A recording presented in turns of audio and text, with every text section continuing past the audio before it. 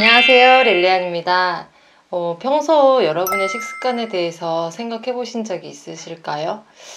저는 아프기 전까지만 해도요, 생각을 해본 적은 없었는데, 막상 큰 병을 얻고 나니까 생각을 좀 해보게 되더라고요. 그래서 왜 이런 병에 걸렸을까요? 일단, 인정을 하고 싶진 않았지만, 제 식습관에 가장 큰 문제가 있었어요.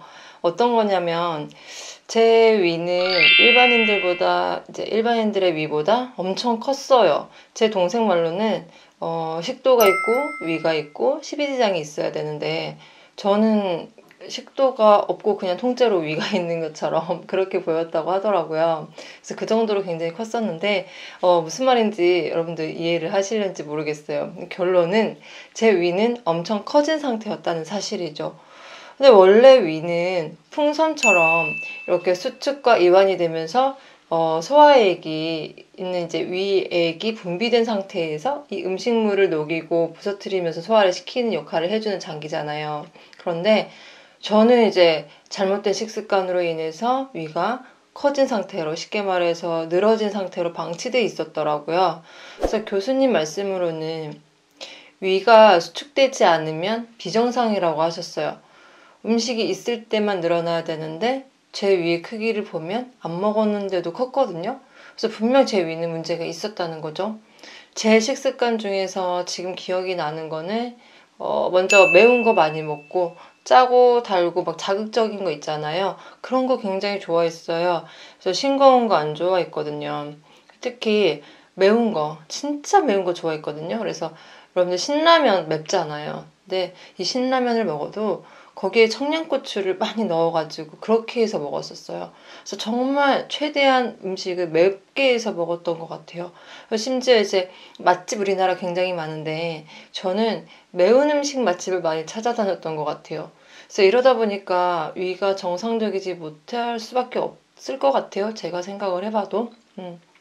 그러면서 결국 이제 또 늘어진 조직들 때문에 위가 일반인보다 약 2배 정도 컸고 교수님이 이제 위 절제를 해야 된다고 했을 때 너무 놀랬거든요, 사실. 진짜 놀랬는데 남들보다 큰 위 덕분에 그나마 위를 좀 남길 수가 있겠구나라고 생각을 했었던 것 같아요. 그래서 위안을 나름대로 삼았는데 이 잘못된 식습관으로 인해 가지고 위 조직이 망가졌고 원래 정상인 위 크기는 자기 손바닥만한 크기여야 된대요.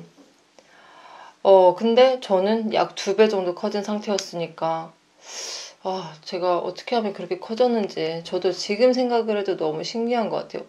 제가 수술실 들어가 있는 동안 교수님이 이제 대기하고 있던 가족들 중에서 제 여동생을 부르셨어요. 설명을 좀 해주셨는데, 잘나는 위 조직을 이제 보여줬다고 하더라고요.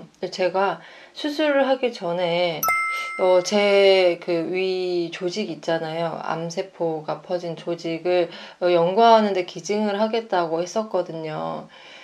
그래서 아마 보여주셨던 것 같기도 한데, 아니면 원래 다들 그렇게 보여주는 건지 잘 모르겠어요. 어쨌든, 제 이제 동생이 그 조직을 봤는데, 원래는 이 조직이 늘어나고 줄어들고 이렇게 해야 되는데, 이 암세포로 인해서 굳어가지고 아무런 변화가 없더래요.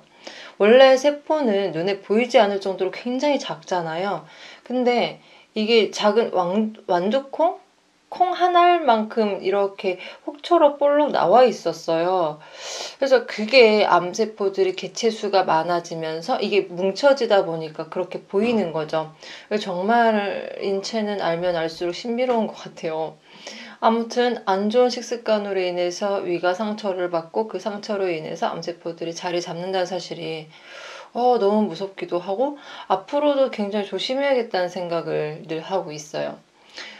그리고 안 좋은 식습관 중에서 또 한 가지가 이 국물 먹는 습관이에요. 우리나라 사람들 국과 밥을 같이 먹잖아요, 항상.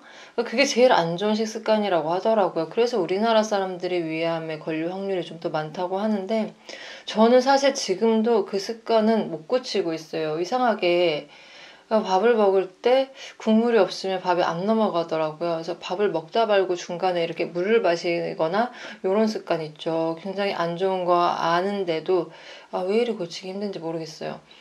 그래도 이제 예전에 비하면 식사할 때 물이나 뭐 국물은 좀 많이 마시는 편은 아니긴 한데 이렇게 식습관 고치는 노력을 좀 하다 보면 이 건강도 금방 좋아질 거라 생각을 하고 있어요.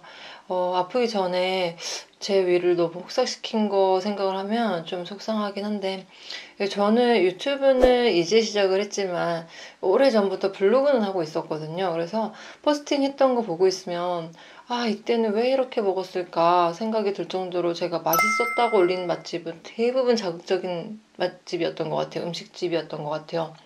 거기다가 제가 이제 직장을 다니고 있긴 하지만 취미 삼아 이제 쇼핑몰을 하다 보니까 야밤에 도매시장을 나가요. 새벽에 시장을 나가서 일을 보거든요. 그러면 꼭 빠지지 않는 게 이 새벽 간식. 이걸 또 안 먹을 수가 없어요. 하지만 이제는 자제하고 있답니다. 중요한 건 맵고 자극적인 걸 안 먹다 보니까 이제는 이제 매운 거 진짜 1도 못 먹겠어요. 그래서 안 먹게 되고 이게 갑상선 수술해서 그런 건지 또 모르겠는데 수술 받고 피곤이 금방 몰려와요. 그래서 늦게까지 일을 못 하겠더라고요.